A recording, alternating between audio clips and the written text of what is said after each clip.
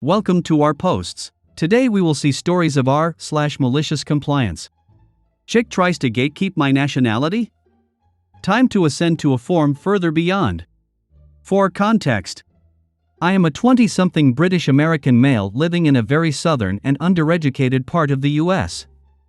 I have been here for a while now, and generally when I tell people where I am from, I get a little pushback because I don't really have as thick of an accent anymore. On to the story. I work in a small office. We have a rolling line of temps that come and go. Most of them are barely high school graduates or people with very little in the way of worldly experience. This is important for later. So one day, they bring to usual parade of new hires around and I do my introduction. Hi, I am Opie. I am one of the recruiters here at Company X. I am married with 2 dogs and I am originally from the UK. Normally, this is just a throwaway line that I use as an icebreaker and it normally rolls right off. Until this one wonderful young woman pipes up. You don't sound British. She, of course, left out the T very purposefully. Me, sorry love, forgot the coat and tails at home. I say as I drink my Twinings. The group kind of laughed it off and I figured it was a pretty open and shut deal. Nope. A couple of days later, word gets around that this chick has been telling a bunch of people that I'm not British and that I'm lying for clout. She said that I don't even sound British and that she is dating a British guy and knows how they act. So, rather than be a mature adult, I do the very British thing of malicious compliance. I need an intern to bring me some tea? Would you mind climbing the apple and pears and pouring me a cup of Rosie Lee? I started wearing 3-piece suits, a pocket watch and a monocle I found at a thrift shop. I went Super Saiyan 3 British. Obviously about 3 hours into the first day, my boss wants to know what is up. I tell her and she finds it so hilarious that she assigns that intern to me. For the rest of the day I kept using odd British rhyming phrases and sayings and she would have to keep asking me to speak normal. I would reply, but I thought you know how us British people act. She quickly realized her error and we've been cordial ever since. Nowadays, I keep my old red passport in my desk drawer just in case someone pulls that stunt again. And for the record, I'm not British, I'm English, and a Scouser at that. Next story. Discipline me for being 22 seconds late without notice? Got it. Won't happen again. This happened several years ago because it was some malicious compliance that lasted for years. My former employer uses a points-based system to track attendance. The parts of the policy relevant to this story are: tardy with call-in prior to the start of shift, 1/2 point. Tardy with no call, 1 point. Accumulate enough points and you're fired. There's a set of train tracks crossing the street that leads to this facility. Occasionally, trains will stop while blocking this crossing. If you're caught there in the last few minutes before you're supposed to clock in, you have a decision to make: wait or go around. Either way, you might be late. Sometimes you'll decide to go around and then the train clears the crossing and the folks who waited get in before you. Sometimes you'll wait and watch through the gaps in the train cars as folks who went around pull into the parking lot while you're still idling at a blocked train crossing. To be clear, going around involves taking a lot of secondary county roads as well as a few field access roads. It's an extremely rural area. So you literally never know what kind of road conditions you're going to find along the way around. The roads may even be entirely unusable during the winter months where snow covers them. One night, during my years on third shift, I was stopped at these tracks and decided to wait. Eventually, the train moved on. I raced into the parking lot, used my keycard to zip through the turnstiles, and ran to the punch clock. My clock-in time was 10:30 p.m.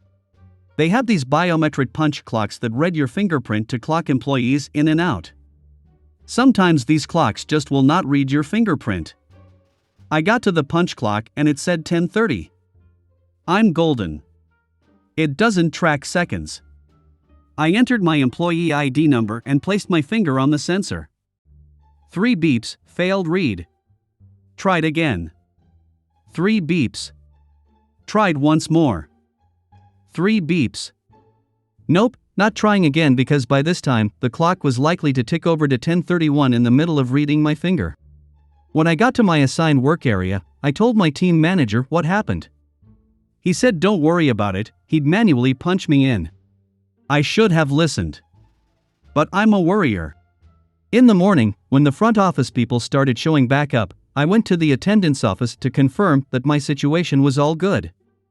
The office administrator decided to check my gate time and used that as the determining factor. I scanned my key card at 10:30 and 22 seconds p.m. That's a tardy, no call. 1 full attendance point to be issued. I reiterated that it was a train stopped on the tracks, completely beyond my control.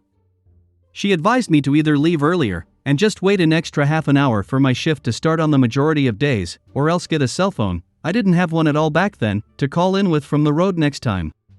Well, what I did instead was start calling in absent just in case something comes up after I leave home, but before I arrive at work in the evenings before leaving for work.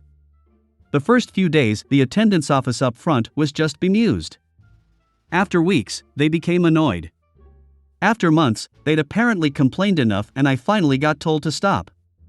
During the course of this conversation, they revealed that calling in too early before the start of your shift made it extra challenging to make sure the notice gets to the right members of management. Because the message is no longer flagged as new by the time they're creating logs for the next shift. This was great news for me. From then on, every morning before leaving the premises at the end of my shift, I used one of their phones to call in absent for my next shift that evening. They tried to write me up for insubordination, but the labor union slapped it down, pointing out that the collective bargaining agreement specifies the time we must call in by, but does not specify a time before which call-ins may not be made. Cue the huge grin across my face. I never forgot that my team manager tried to do me a solid though. If I was actually going to be late or absent for some reason, I would call the team manager's desk line directly to let them know. Even long after I finally got a cell phone, I continued doing this. I just call in on my way home, instead of sticking around to use their phones after my shift. Found out years and years later from some union reps that upper management never got over this. Drove them nuts that they got beat at their own game by something so simple. It didn't bring the walls crumbling down, but it was a persistent, enduring source of frustration and impotence for them. And really, knowing you can manage all of that with just a 22-second phone call a day, that's the kind of thing that gets you out of bed in the evening. Next story. You need to wait for a manager to let you go home, okay? So I work at a store that sells kitchen appliances and other kitchen-related stuff. Normally when we're supposed to leave or go on break, we're supposed to tell our manager. I was helping a long line at cash and had already been there for 8 hours and assumed they had someone to cover me. I wasn't allowed to use the walkies to ask to be covered to go home, so I quickly found my manager and told her my shift was done. She got really pissy at me and said, "Could you really not stay a few more minutes?" I tried to tell her, "I thought you had someone to cover me, I can stay if you want." She then replied, No, just go, but next time you need to wait for a manager to let you go home." Record scratch. This was never a rule. I asked other people who've worked there for years and they agreed that it wasn't a rule. I worked again a few days later and the store was empty. My shift was over and was about to ask to go home, then I remember what my manager told me. Cue malicious compliance. I continued to wander the store and slightly fix shelves, making sure I was near my manager. After about 2.5 hours she said, "You're still here, why haven't you gone home?" I replied, "You said I need to wait to be told to go home." My manager looked at me as though she was mentally kicking herself. "Just go," she said. I clocked out and that's how I got paid an extra $30 for doing literally nothing. Next story. Buy what I can afford. Okay. Last month, I was shopping around for a washing machine. For context, I'm in Nairobi, Kenya. Yes, it's a place. Yes, it's in Africa. Yes, we have electricity and running water, and I'm a bit of a late bloomer, so I look more like a 23-year-old, but I'm 32. Also, I'm a photographer and I dress for comfort, so I more often than not look homeless. Back to the story. I looked up what I wanted online and saw it was available at one of the major chains, but since I was free, I decided to go to the store in person. I went straight to the section with laundry equipment and one of the salesmen came to me. I was busy checking out the model I wanted, opening the door, reading the spec sheet and whatnot, so after he greeted me, we started talking about it. He asked if I'm interested in buying it and I told him I'm considering it and asked for the price. It was just shy of $900, I knew from their website, but since I was in the store, I asked if they had in-store discounts or discounts for return customers and inquired about their payment plans. I had bought a cooker there a few months before, so I knew all these things existed, and while I could afford to buy the washer outright, it would have left me a little cash strapped and I wanted to spread the payment over 2 or 3 weeks. Also, I'm frugal, so I always look for discounts. At around this time, a well-dressed couple came into the same section, probably looking to buy something as well, and as soon as the salesman saw them, he walked to them and left me hanging. I called to him like, "Hey, I wasn't done," and he said, "I'm serving a client now. I'll come back to you in a bit. In the meantime, look around for something you can afford." I was furious, but I'm a bit of a coward, so I walked away and went to the customer service station and started making my inquiry all over again. The attendant offered to call a sales agent for me, same guy. Apparently he's the go-to guy for washing machines, but I declined. I told her I already knew what I wanted and I just needed someone to help me with the paperwork and payment and I'll be on my way. She did just that. I paid the full amount out of spite, and as we were finishing up, the salesman came up to her claiming I was his client, which I denied, and the attendant listed herself as the sales agent.